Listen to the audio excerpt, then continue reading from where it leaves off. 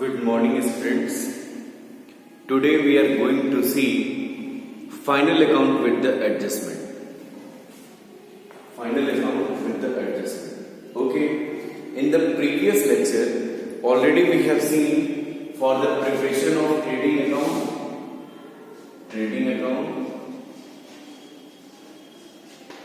PL account, and balance sheet. ये हम तीनों देख चुके हैं. ओके. ट्रेडिंग अकाउंट मीन्स कैसे बनाते हैं? All direct expenses where we consider for the calculating gross profit और gross loss, that is called trading account. PL account for the calculating net profit और net loss, all indirect expenses और sales and distribution expenses wherever we consider, that is called PL account. And balance sheet is a statement. Balance sheet is a statement, is in such type of statements which shows the financial condition of the firm as on particular date. तो ये क्या था? पूरा ये सब सारी चीजें आपको फाइनल अकाउंट के बारे में था. अब जब हम बात करते हैं एडजस्टमेंट की इस आइटम का, तो क्या मतलब होता है एडजस्टमेंट का? What do you mean by adjustment? देखिए, ध्यान से समझिएगा. Actually firm calculate its profit or loss at the last date of the financial year. At the last date of the financial year, like 31st March is the closing date. Okay, 31st March is the closing date. On this date, the firm calculate or the any date, जरूरी नहीं कि 31 मार्च ही हो, कोई सा भी date आप ले सकते हैं. ठीक है ना? मैं एक एग्जाम्पल पॉइंट ऑफ व्यू से ये चीजों को बता रहा हूं. अच्छा, जब 31 मार्च को हम क्या करते हैं? प्रॉफिट लॉस कैलकुलेट करते हैं. तो बिजनेस तो कॉन्टिन्यूइंग पोजीशन में रहता है, बिजनेस बंद होता नहीं है. क्लियर? तो whenever the business will be in continuing position, then सारी चीजें नहीं आ पाती, कुछ चीजें छूट जाती हैं, कुछ चीजें गलतियां हो जाती हैं. मतलब जैसे कोई भी फाइनेंशियल ईयर की प्रॉफिट लॉस को हम कैलकुलेट करते हैं, जैसे 1 अप्रैल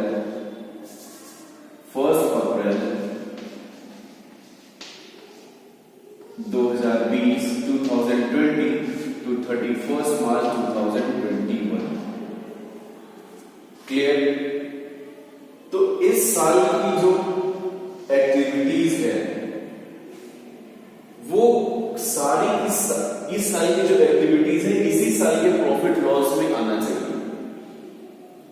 तो at the preparation of trial balance, जब हम ट्रायल बैलेंस बनाते हैं या जब हम जर्नल एंट्री करते हैं, तो ऐसे बहुत सारे ट्रांजैक्शन, बहुत सारी गलतियां हैं जो बिजनेस में हो जाती है. ठीक है ना? कुछ एरर्स हो जाते हैं, कुछ क्या कहते हैं, एंट्रियां छूट जाती हैं. तो उनको हम एज ए एडजस्टमेंट एडजस्ट करते हैं. कहां पे? इन ट्रेडिंग पीएल और बैलेंस शीट में. क्लियर ना? इसका नाम ही है क्या? Adjustment. It means it will be adjusted in trading PL and balance sheet. Getting you? I am to say, कहने का मेरे मतलब ये है कि जिस साल की जो प्रॉफिट है या जिस साल का जो एक्सपेंसेस है या जिस साल का जो आइटम है वो उसी साल में आना चाहिए, उसी फाइनेंशियल ईयर में. तभी हमारा करेक्ट नेट प्रॉफिट और करेक्ट नेट लॉस हम कैलकुलेट कर पाएंगे. क्लियर? लेकिन अगर ऐसा नहीं होता है तो हम correct net profit net loss नहीं जान पाएंगे. तो ऐसे ही इन एडजस्टमेंट को हम ट्रेडिंग पीएल अकाउंट में, मतलब ट्रेडिंग पीएल अकाउंट बनाने के बाद क्या करते हैं? उनके नीचे कुछ सारे पॉइंट्स दिए रहेंगे एज इन एडजस्टमेंट. उनको आपको एडजस्ट करना होगा अपने बुक्स ऑफ अकाउंट, अपने ट्रेडिंग और पीएल अकाउंट. आई बात समझ में? तो ये जो एंट्रियां छूट गई रहती है, ये एंट्रियां जो गलतियां हो गई रहती हैं अकाउंटेंट से, उस एंट्री को करने के लिए, उस एडजस्टिंग एंट्री को करने के लिए हम क्या करते हैं, ट्रेडिंग और पीएल अकाउंट में, बैलेंस शीट में इनको एज ए एडजस्टमेंट के नाम से हम एडजस्ट करते हैं। क्लियर? अब जैसे मान लीजिए कोई व्यक्ति है, ठीक है ना, एम्प्लॉय है मेरा, सैलरी पार्ट, ठीक है ना, लास्ट मंथ है 1 मार्च टू 31 मार्च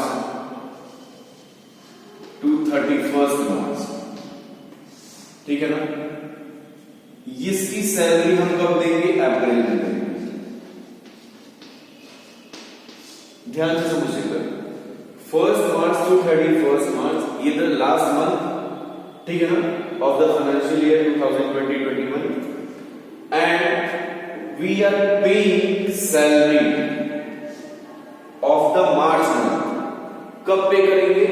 अप्रैल में हम पे कर रहे हैं 7 अप्रैल, 7 अप्रैल को पे कर रहे हैं।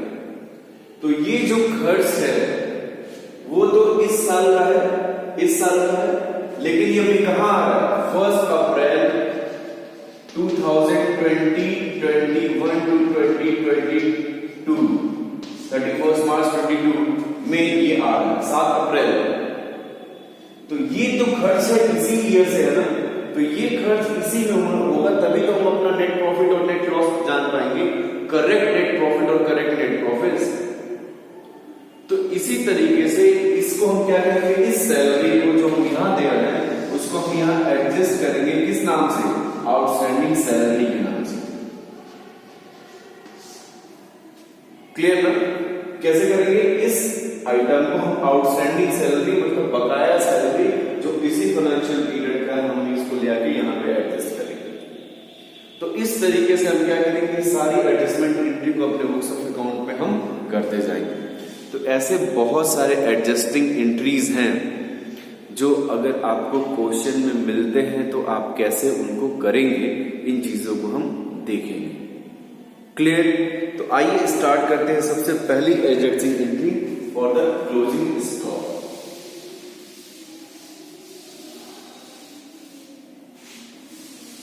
क्लोजिंग स्टॉक पहला एंट्री जो है किसका है? Closing stock.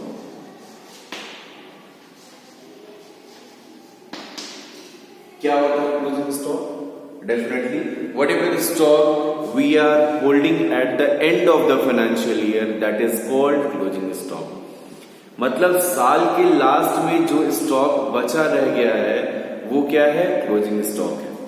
अच्छा, अगर मान लीजिए ये ट्रायल बैलेंस है, ट्रायल बैलेंस है, ठीक है ना, ट्रायल बैलेंस के अंदर क्लोजिंग स्टॉक 10,000 है।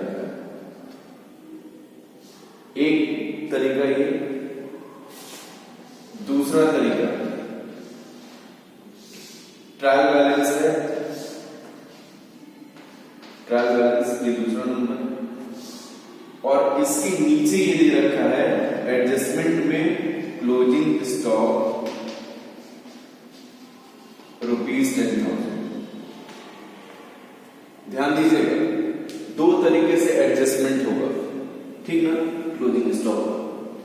सबसे इंपॉर्टेंट चीज, अगर एडजस्ट ट्रायल बैलेंस के बाहर, if the outside of the trial balance any item is given, then it will be adjusted at 2 प्लेसेस। मतलब 2 जगह पे वो क्या होगा? एडजस्ट किया जाएगा, या तो ट्रेडिंग और पीएल में से किसी एक जगह, या फिर बैलेंस शीट में। क्लियर ना?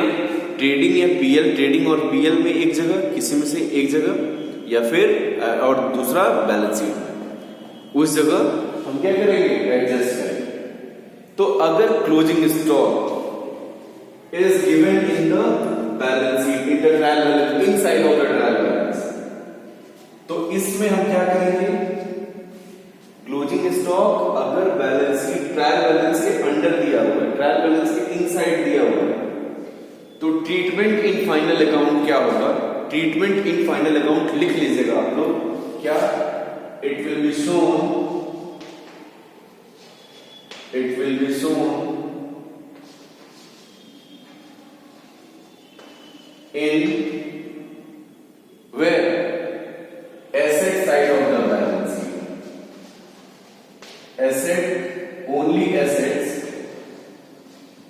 Only asset side of the balance sheet.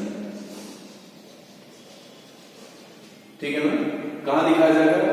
If the closing stock is given inside of the trial balance, then it will be shown in the asset side of the balance sheet. Clear?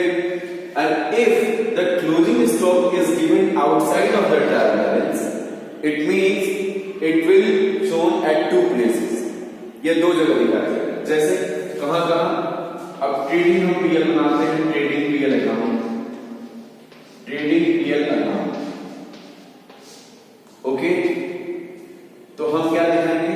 Sales ऊपर दिखाते हैं, by closing stock एक जगह यहां दिखाएंगे,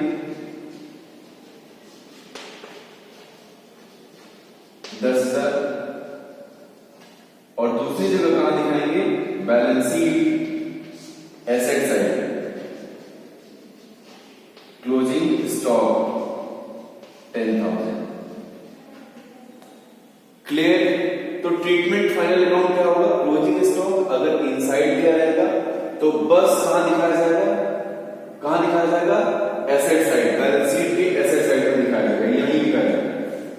लेकिन अगर trial balance के बाहर क्लोजिंग स्टॉक दे रखा है तो कहां दिखाएंगे आप? दोनों जगह दिखाएंगे, ट्रेडिंग पीएल में भी दिखाएंगे और बैलेंस शीट में भी दिखाएंगे. तो ध्यान रखिएगा, ट्रायल बैलेंस के बाहर ये जो एडजस्टमेंट देता है आपको ऐसे कुछ पॉइंट्स मिलेंगे, 1, point number 2, point number 3, point number 4. ये सारे क्या है? As an adjustment, and you have to adjust it at two places. आपको इन दो जगहों पे क्या करना है? इसको एडजस्ट करना है. ओके माय डियर फ्रेंड्स, ये तो था adjustment of closing stock. Okay, second, closing stock समझ गए. अब बात करते हैं इसकी outstanding expenses. Outstanding adjustment number 2, outstanding expenses.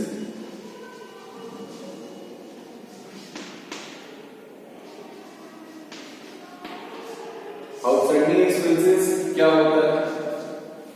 Outstanding expenses are those type of expenses which are incurred but not paid. Clear now? Definition you can write whatever I am saying. Outstanding expenses are those type of expenses which are incurred but not paid. Clear है? अभी मैंने salary का example दिया था, वो क्या है? Outstanding expenses हो जाएगा. ओके, तो अब देखते हैं क्या है. If in the adjustment is given outstanding expenses 5,000 rupees. Clear? What also? तो देखिए, आउटस्टैंडिंग एक्सपेंसेस बहुत सारी चीजें हो सकती हैं. वेजेस हो सकता है, वेजेस एक्सपेंसेस है, ठीक है ना. Outstanding electric charges, outstanding salary हो सकती है, ठीक है ना, मतलब बकाया. तो ये सब सारी चीजें हो सकती हैं आउटस्टैंडिंग में. Okay, if in the adjustment is given 5,000 rupees outside of the trial balance, treatment in final account क्या होगा? ट्रीटमेंट देखते हैं. Treatment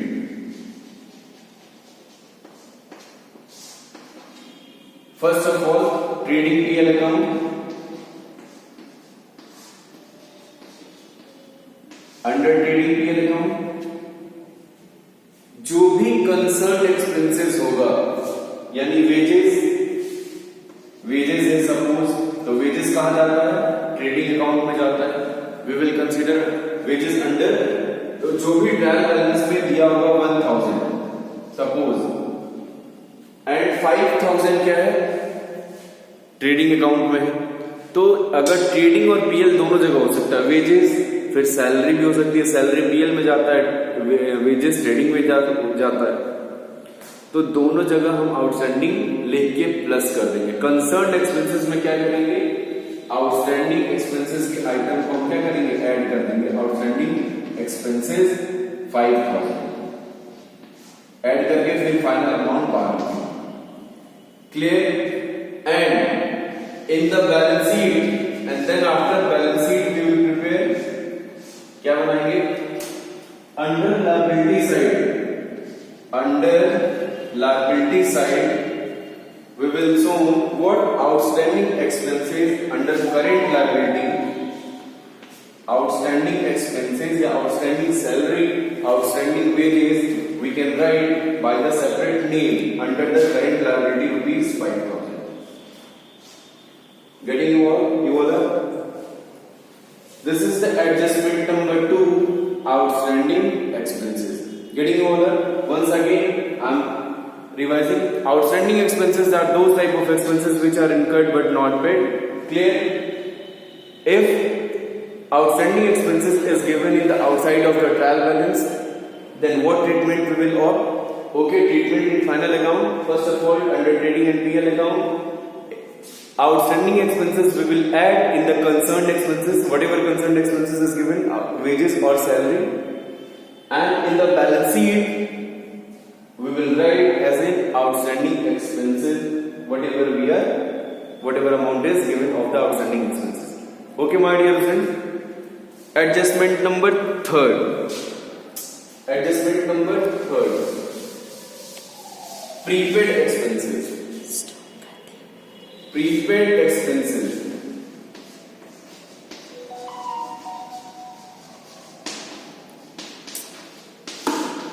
Okay.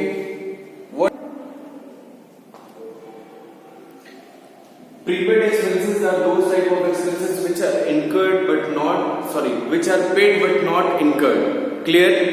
Prepaid expenses are those type of expenses which are paid but not incurred. Like example of mobile में पैसा भरवाया, जब भरवा दिया फिर एक्सपेंसेस हो गया, अब जब उसको यूज करेंगे तभी तो ऐसे एसेट्स पड़ा हुआ है, which are paid but we have not taken the services. अभी तक हमने सर्विसेज उसकी नहीं ली, तो उसको हम क्या कहेंगे, prepaid expenses. Clear? If the prepaid expenses is given in the outside of the trial balance, ये ट्रायल बैलेंस है, suppose prepaid expenses, prepaid insurance कितना, 1000। Prepaid insurance is rupees 1000 is given. Okay, so what we will do, prepaid insurance rupees 1000 is given. The treatment in final account, treatment क्या होगा, trading PL account, insurance where we shows under PL account, insurance we will write, and from insurance we will deduct prepaid expenses, prepaid insurance. Okay, and then after in the balance sheet asset side with prepaid insurance 500. Okay, so what we will do for the prepaid expenses under treatment in final account, what we will do, if the prepaid expenses is given outside of the trial balance, okay, under trading in PL account, from the concerned expenses we will deduct the amount of prepaid expenses. From the concerned expenses we will deduct the amount of prepaid expenses. Okay, and then after under balance sheet we will show as in prepaid expenses, prepaid insurance in asset side of the balance sheet. ध्यान रहे, outstanding expenses liability side, prepaid expenses asset side. Okay, तो ये third adjustment है। चौथा, depreciation.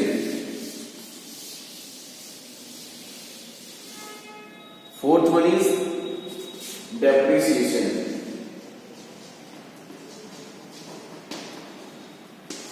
Depreciation, you are knowing the meaning of depreciation. अच्छा, trial balance दे रखा है, trial balance. Okay, fixed assets 10 lakh. Okay, 1 lakh sorry. And नीचे इसके लिए क्या एडजस्टमेंट को दे रखा है, depreciation charge at the rate 10% per annum. Okay, क्या करेंगे, डेप्रिसिएशन जब नीचे दे रखा है तो दो जगह दिखाएंगे. कहां, एक ट्रेडिंग पीएल अकाउंट में, ट्रेडिंग पीएल अकाउंट में, तो पीएल अकाउंट में डेप्रिसिएशन जाता है. ओके, और दूसरा बैलेंस शीट एसेट साइड.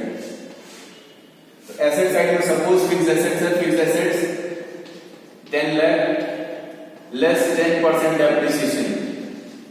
यही एसेट साइड में घटाएंगे. We will deduct from the asset side in the particular from the particular assets. 1 lakh का 10% 10,000, 90,000 हो गया. ये यहां दिखा देंगे और फिर क्या करेंगे, फिर 90,000 यहां दिखा देंगे पीएल में. To depreciation on fixed assets कितना, 10,000. ये एसेट साइड का ट्रीटमेंट किया जाएगा, डेप्रिसिएशन का ट्रीटमेंट किया जाएगा फाइनल अकाउंट में. ओके, तो इस तरीके से हमने देखा 4 एडजस्टमेंट देखा. पांचवा accrued income. Fifth one is accrued income. Accrued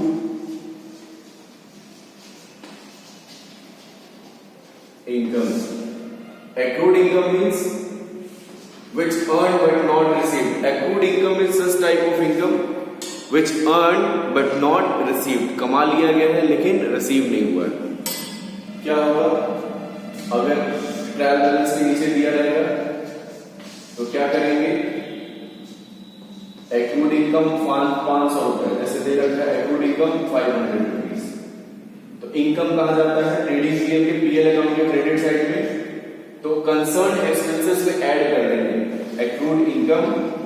क्या करेंगे, जो भी कमीशन रिसीव हुआ चाहे हुआ, इसमें क्या करेंगे हम, इस अमाउंट में ऐड कर देंगे. ऐड करके फिर बाहर कर देंगे, मतलब बाहर लिख देंगे. फिर बैलेंस शीट में क्या करेंगे, बैलेंस शीट में एसेट साइड में एक्रूड इनकम या एक्रूड कमीशन अमाउंट यहां डाल देंगे. तो इस तरीके से हम सारे एडजस्टमेंट को करते जाएंगे. ये आज के थे 5 एडजस्टमेंट, आप लोग देख लीजिएगा इसमें. इस तरीके से जो भी क्वेश्चन होगा आप कर सकते हैं अपने बुक अपने कॉपी में, ठीक है ना.